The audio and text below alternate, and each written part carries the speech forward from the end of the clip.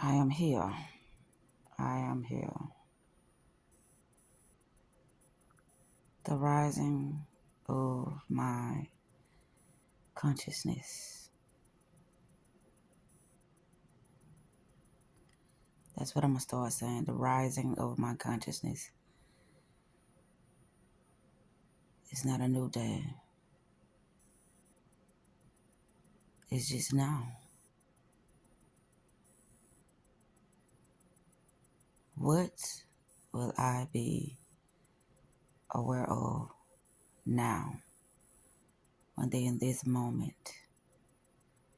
in observation? Last night I made a video and I was all over the place. I was emotional. I was angry. I was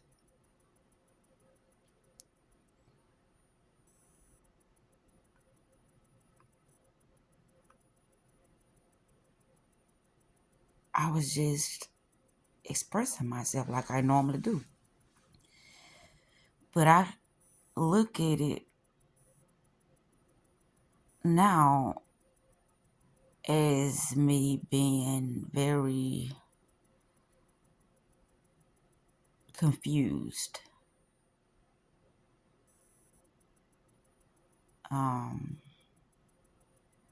lackful. I couldn't enjoy my moment with myself, so I called Buddha, I called Papa, and I called Falcon. Falcon answered only for a short period.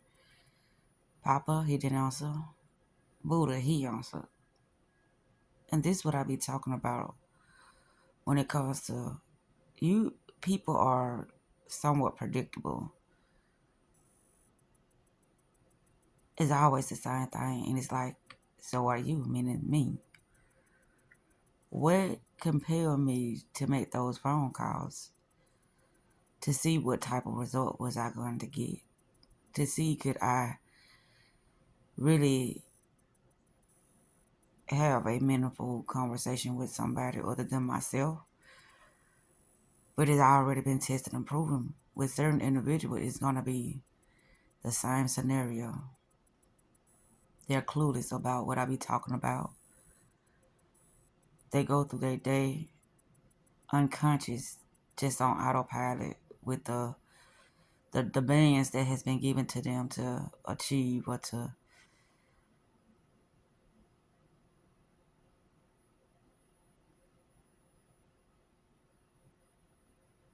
what's the word I'm looking for?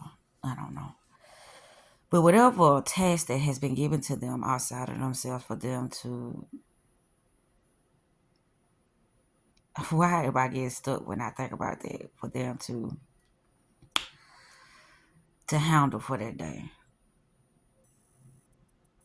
That's what they focus on.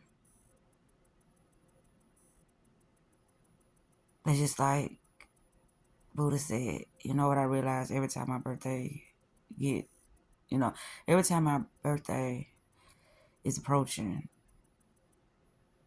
you always do something that keeps us from spending time with each other for my birthday. Which that's what I'm saying. I don't do it purposely. And so I see things happening, but I can't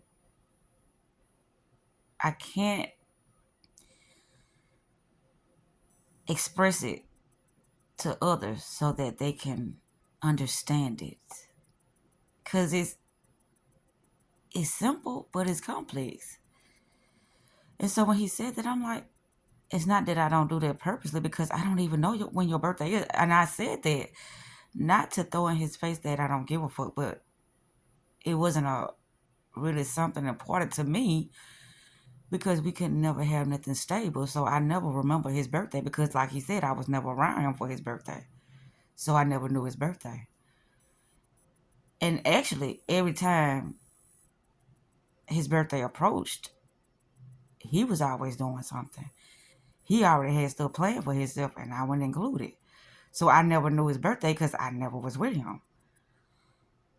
But he looking at me as if I am the one that's sabotaging things when it come close to his birthday. But it was never me. It was always him.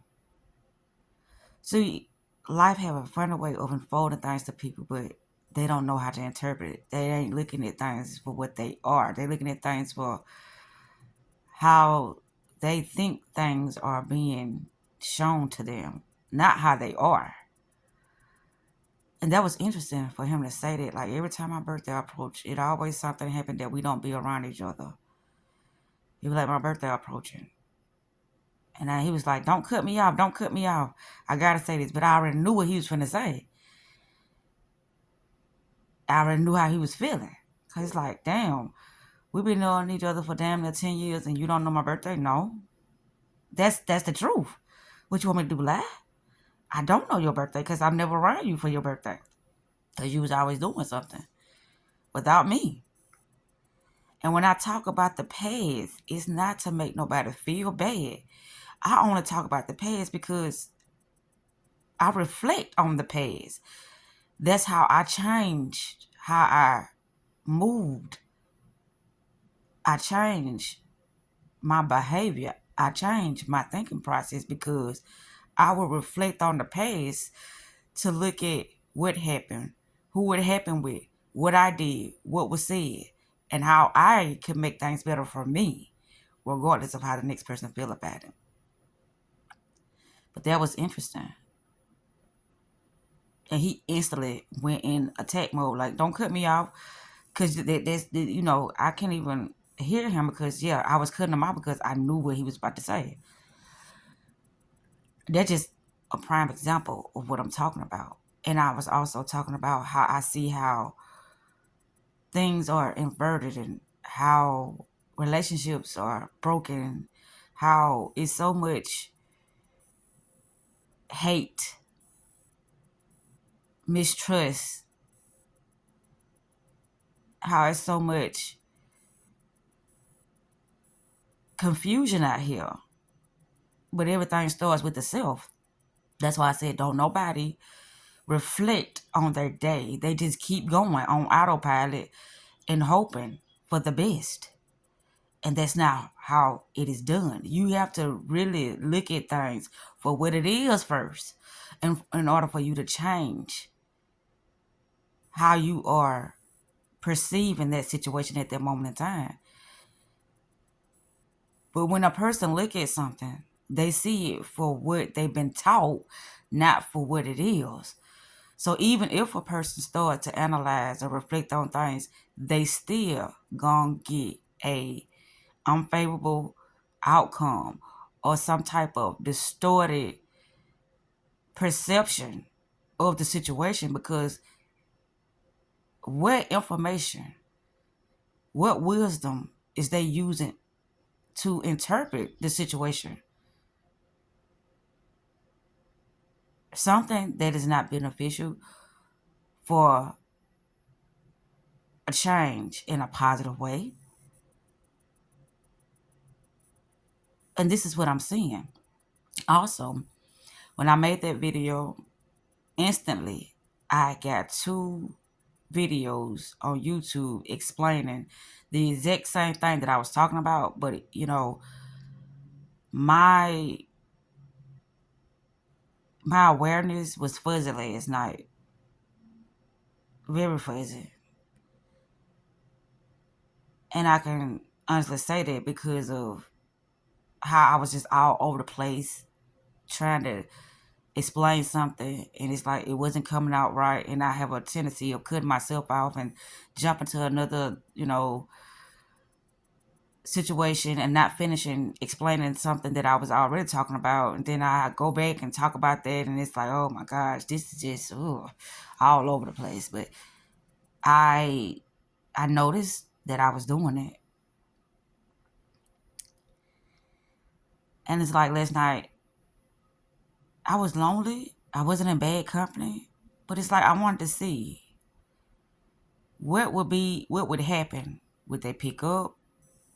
Would we be able to have a meaningful conversation? And it's like when you know something, you know it. even if the others are not aware of it. It's like, it's a mindset thing. It is this realization of self that each individual must become aware of before any change can happen. And every time I talk to Buddha, I said, that's the same thing Malachi was doing when I was talking to him. Yep, you right. But then time something hit the fan, it's like everybody want to revert back to the past, but in a negative light.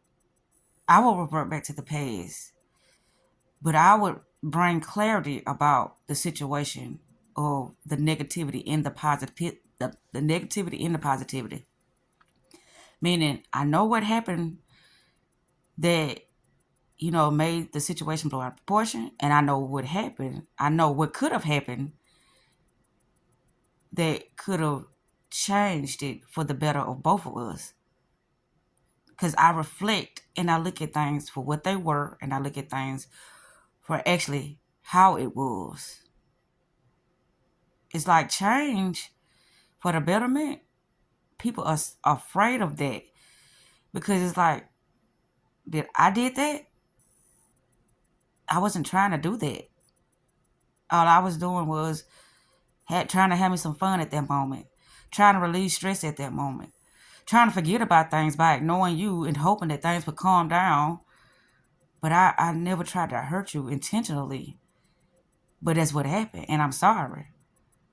But the thing is, a person will continue to keep hurting a person and keep hiding behind the word, I'm sorry, I apologize, and think that fixes it.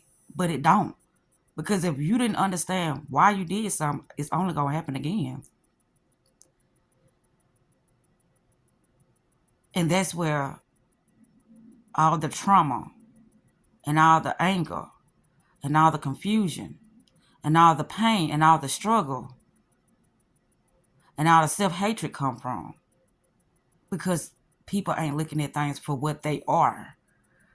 Everybody have their own conclusion about how things are happening in their life. And when another person tries to tell them, that's when it becomes very chaotic, because that individual really do believes that they have that understanding because of the word, I'm an adult, I'm grown, and I've been here, I've lived life. These experiences has been happening over and over again, and it's nothing different. But here's the thing. We can choose. When something hurt us, we can forgive from a distance and keep on living our lives in the best way for us. We don't have to dwell. We don't have to become revengeful. We don't have to hate. We don't have to send, bad vibes to the individual that hurt us. We can just release in love. Because when a person don't understand how to perceive what had happened and how it affect the other person, and all they can say at that moment in time is, I apologize and I'm sorry and it won't happen again, and them not knowing that their mental state is the cause of everything because they have a very harmful way of perceiving things, you would have to release that person with love because they don't understand. Until they start to really dive deeper into themselves. And that's a very challenging thing to do, because what method do you have to dive deeper within yourself? And now the video finna cut off. I'm out. They don't have a method to dive deeper. All they know is what they know.